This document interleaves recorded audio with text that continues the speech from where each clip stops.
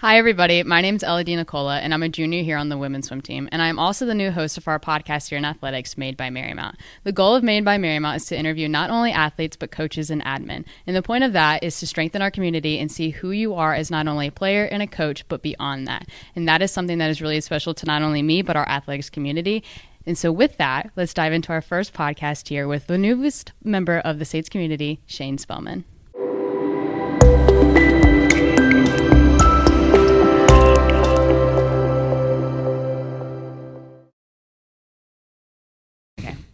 Hi, everybody, and welcome back to our podcast here at Marymount Athletics. This is Made by Marymount, our new podcast, and I'm joined here by Shane Spellman, our new women's volleyball coach. Shane, how are you doing today? Ella, how are you? I'm wonderful. Are you doing okay on this Wednesday morning? Yeah, getting ready for a match tonight. I know, big home opener for you guys. Very exciting. Yes. So, Shane, you're a brand new coach here with a very old program here at Marymount University. Can you tell me a little bit about what those feelings and emotions are walking into not only your first game day here, but, you know, you're in an old program, you're a new coach with some players on your team that have been here all 4 years, some new players, kind of the emotions and feelings stepping on the court today, actually. Yeah, it's exciting. You know, obviously don't really know what to expect in terms of the crowd, in terms of some other stuff like that. But, you know, the team is really great. We have an awesome mix of veterans and new players, like you mentioned, handful of freshmen that come in that kind of push our upperclassmen a lot.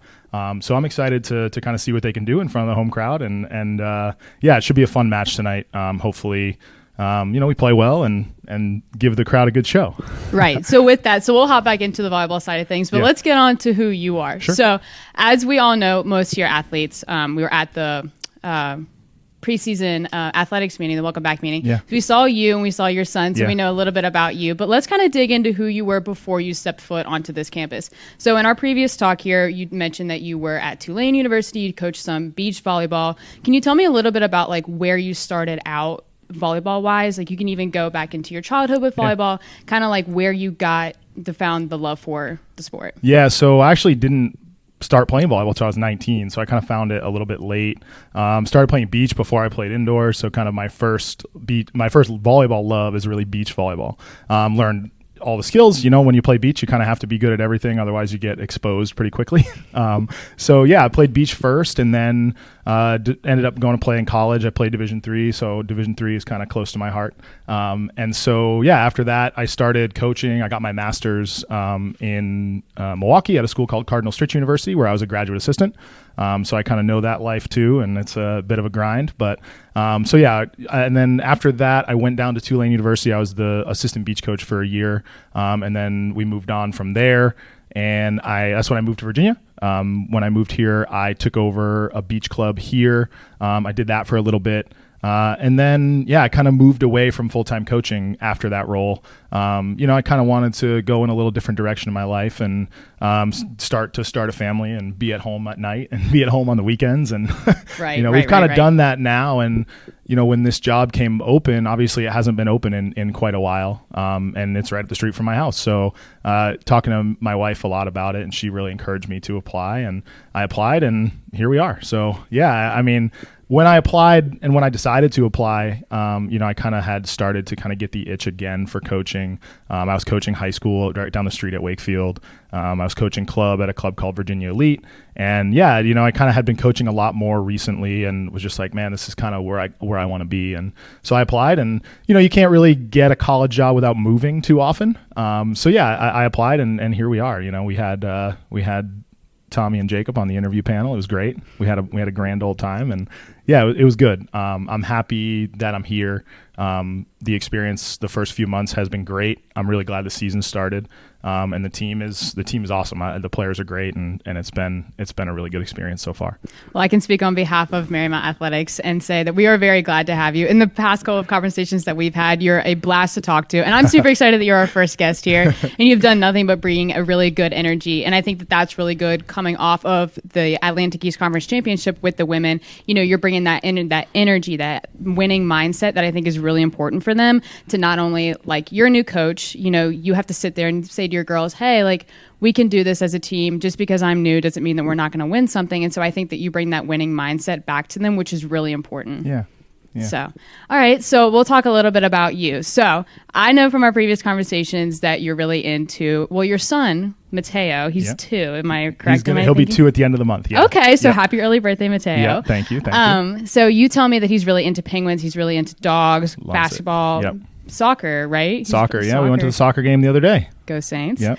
And you told me that he's really special to you. Can you tell me a little bit about the bond that you have with your son and how you keep that time with him separated from your time coaching? Yeah, it's hard. It's this takes up a lot of my life, and he comes here fairly often, and we kind of get to spend time together here. Luckily they're pretty flexible with us here. If we have early practice, I can kind of leave and go pick him up and spend the afternoon with him. And we just are, my wife Corey and I are just really intentional about how we spend our time when I'm not here. And that's just, it's important for us to kind of structure that time in to spend with each other and spend with our son. And it's been really cool. A big part of why I wanted to get back into coaching is because I wanted him to grow up around sports.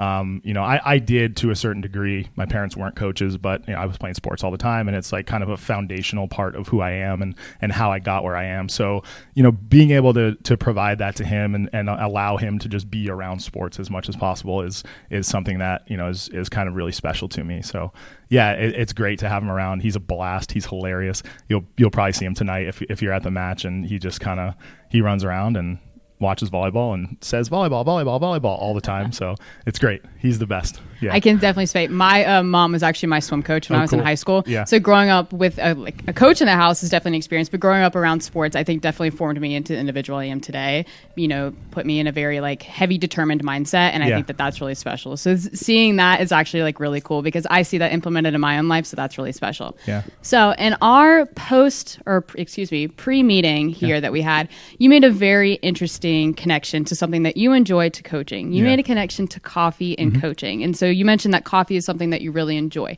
I want you to talk a little bit about that coffee and coaching connection because I think that that's really special. And as a college student and others that are watching, coffee is really important to us. Caffeine, it's how we get through the day. How do you survive without it, right? Right, Yeah. Exactly. So I think that that's a really interesting concept that I'd like you to touch on. Yeah. So, everybody kind of during the pandemic picked something up, right? We all got a hobby. We all had to figure out how to live our lives when nothing else was going on. Mine happened to be coffee. So, I brew coffee. I brew specialty coffee in our house. I use a lot of pour over different brewers. It's kind of really niche, but I'm a very process oriented person, and figuring out different processes and how we can change those processes to change the outcomes is something that is really intriguing to me and I'm actually kind of really passionate about. And I can do that with coffee, right? We can change a lot of the variables of how you brew, water temperature and grind size and what kind of brewer you use and all this type of stuff.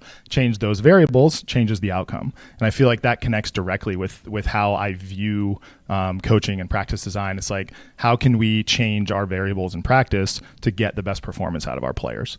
How can we train our players better so that they perform at a higher level in matches? And there's all little variables in practice, in match coaching, in how we design practice and how we watch video that all lead to different outcomes. And the way that we change variables leads directly to different outcomes. So it's fun for me to kind of see how changing those variables in coaching can change our outcome, similar to how coffee is brewed. Yeah. I think that's really special. And so also going off a little bit of how your team works, you are a no captains on your team kind of coach. Yeah. I want you to touch a little on that because I know a lot of our teams here at Marymount do have captains, and I think that that's very different. So touching on that and kind of why you straight against a captain leading team. Yeah, I mean, I think that there's a lot of value in having captains, right? I think it allows the coach to kind of put some stuff on some older leaders on the team, some more established leaders on the team. Oftentimes it comes down to your seniors and juniors that are kind of the most responsible that end up being the captains. But I also think that can kind of take away from leadership in other ways from other people. I think that everybody is a leader in a different way. And I think that we have to allow everybody to lead in the way that they want to. You have, of course, every coach has the player they text that when they need to get information to the team, right? There's that one person that every coach has, who it is, right? You're probably thinking of it. It might be you, you're thinking of the person right now. But there's also stuff that happens in teams that the coaches never know about. And the people who handle that within the team are leaders too. They're just leaders in a different way. And so I think not having captains allows people to lead in the way that they're comfortable leading. And so, yeah, it's worked for us in the past. I kind of went away from captains on teams that I've coached a couple of years ago, and I've liked the results a lot. And I think people start to develop more as leaders and kind of come to the forefront more as leaders. And, you end up having more people that you think are capable of leading. Yeah. Right. So, and then going back a little bit on your team. So how do you pick, or not necessarily pick, how do you decide each game day, playing time and who's going to start? Are you basing that off of strictly, their last practice, their last game? Or are you thinking okay, they've performed really well, they're having a couple rough patches, How do you pick your players each day? Are you basing it off of last game? Or are you overall thinking here? Yeah. It's interesting because our job is basically to figure out and put the best team out there that gives us the best chance to win, right? That's kind of the rough description of our job on match day. For us right now, there's a ton of system changes that are happening, right? We've completely overhauled the system that we run. It's brand new. We've been doing it for 2.5 weeks. So the people that are able to execute the new system the most in practice are the ones that are going to play on match day right now. At some point, we'll have everybody executing the system at the same level, and that will make the decision a little bit harder. But we're starting to get a lot of data from our matches and from practice that is helping us make those decisions. Right now, the decision's made solely based on who is able to play in our system the most often, because we think that system is going to allow us to have the most success. So we want to put the people out there that are doing it the most often. So that's kind of where we're at right now. And that, it's not necessarily, that's probably not how we're always going to make decisions. But right now, that's where we're at. And I think, that should change as we go, because again, part of our job is to make the decision about who to play hard on ourselves, right? Right. If we're not developing everybody on our team so that we have I have 22 people on our team. If I don't have 22 people that I trust to play in the match, then we probably have to reevaluate the way we're training. I think that's really special because you mentioned with me in our pre-interview here that every person or every girl on your team has the mentality to win a conference championship. And I think that that's also really special that you've created, and they have created such a tight bond and such that winning atmosphere that's really special. Because coming in as a freshman or coming in, off of a really good season, it's hard to be we have to do that again. We have to do that again. And just having that positive mindset and not being afraid of, well, what if we don't do it again, right, is really special. Because sometimes I even deal with that, being a conference championship, going in we have to do that again. Mm-hmm. That's kind of crazy. It took a lot of work. It's, it's crazy. So thinking about that, I think is also really special. Yeah. I mean, that the conference title, the conference championship winning mentality is one that kind of goes back to my playing days. My senior year of college was our 8th straight conference championship.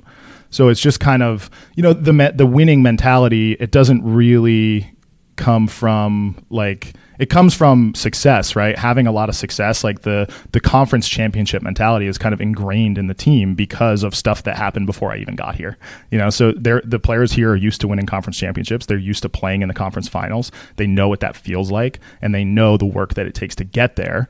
And now we're trying to teach them how much work it takes to go to take the next step, right? And that's kind of the goal that we have over the next couple of years is to try to take that next step to going deeper into the NCAA tournament. Right. So just to backtrack a little bit and something a little bit fun for the viewers and me myself. So you were a beach volleyball coach. Yeah. Obviously very different from indoor. Mm-hmm. So obviously we don't have to go into the super dynamic of it, but what are some of the biggest differences? Obviously the amount of players that you have on the court at one time, but what are some of the biggest differences between beach and indoor volleyball? Right. Yeah. I mean, high level beach volleyball, so NCAA beach volleyball and, professional beach volleyball is played with 2 people, right? So I'm sure you've seen the Olympics beach volleyball is played 2-on-2. Obviously indoor is 6-on-6. The court on the beach is a little smaller. The net height is the same for the men indoor and outdoor and the women indoor and outdoor. Other than that, I mean, in indoor, there's a lot of specialization. Players are middle blockers, players are liberos, players are setters, players are outside hitters. They specialize in those skills. Middle blockers are great blockers, they're great attackers. They don't necessarily get trained to pass as much as other players. So there's some nuance there in terms of specialization in indoor. And in beach, you kind of have to be a little bit more of a generalist. That if the ball gets served to you, you have to hit. So, that if the ball doesn't get served to you, you have to set. So you have to kind of be able to do all the skills at a reasonably high level. I feel like right now in indoor, with kind of the data that's available to us in indoor, I think beach is coming along in this respect. But we can get tons of very intricate data about our match performance, and that can affect the way that we design practice. So I like coaching indoor a little bit more because I feel like we have, as coaches, a little bit more control over what happens. Once we start doing scouts on teams, we'll know exactly what's happening on the other side of the net all the time, and we'll be able to kind of put defenses in that make sense to play versus those offenses, right? So we'll be able to kind of game plan against people. You can do that in beach to a certain degree, but the data part of it is kind of a little bit behind indoor, and it's kind of it's a little bit more on feel, and you kind of have to get 2 stops basically in beach, and you have to kind of figure out how to get those stops. But yeah, beach and indoor, of course, are very different, but at the end of the day, it's still volleyball, and playing beach volleyball is really good for indoor players. So I love when our players go play beach. We have some players that play a lot of beach in the summer. So yeah, it's good. The differences are great, and I think that's kind of one of the things about volleyball that's really cool is that it's volleyball, but there's so many different kinds of volleyball, and you can kind of find something that you enjoy in every kind. See, that's cool because like you said, I watched the Olympics for volleyball, beach volleyball, and that's about it. And then I watch volleyball here at Marymount. So kind of, I'm just a viewer. I don't know much more than that. I'll be completely honest with you, but it's cool to hear the differences from a coach who's done both. So the experience there is very unique. So if you weren't a coach here at Marymount, which we're very glad that you are, what would you be doing? What's a day in the life of Coach Spellman like? Gosh, I play a lot of volleyball still. There's a really, really good adult volleyball community in the Northern Virginia area. A ton of people move here for jobs. There's obviously a great job market here, and there's a lot of people that still play volleyball at a pretty high level. So honestly, I play a ton of volleyball. Volleyball is just great, and I just love being around it. The community is super cool. It's high level. The people are awesome. We go and do family stuff, right? We go to the zoo and go to playgrounds and take my son to swim class. We kind of do that stuff. My wife and I hang out and try to get away every once in a while. It's hard, but yeah. So we just we chill mostly. There's not a whole lot of stuff that's going on. Play volleyball, watch TV, watch Netflix. What's your favorite show on Netflix? I just watched the new episodes of Black Mirror, and I liked it. I like it, but it freaks me out. Freaks me out. That maybe not a show you watch at night? No, it's definitely a show you watch at night, but you don't want to. Oh, there you go. Okay, there you go. All right. Well, before I have you go, what's your favorite animal that you go see at the zoo? Oh, geez. I think I have to say penguins because my son loves them so much. Fair enough. Emperor penguins, yeah, right? Emperor penguins. I got the Emperor penguin tattoo. So, yeah, it's the penguin is a cool animal. It's a cool animal. What's my favorite animal? So I'm very glad that you said that. Your favorite animal is a penguin? It is. Wow, incredible. Right? We're the same. Easy enough. Well, Shane, I want to thank you so much for being our first guest here on the podcast this year. I appreciate your time, and I'm super excited to see not only what you can accomplish as a coach, but what you were able to accomplish with your team. We have big and high expectations for you this year, so we're very excited. Thanks, Ella. It's been great. Thank you. Alrighty.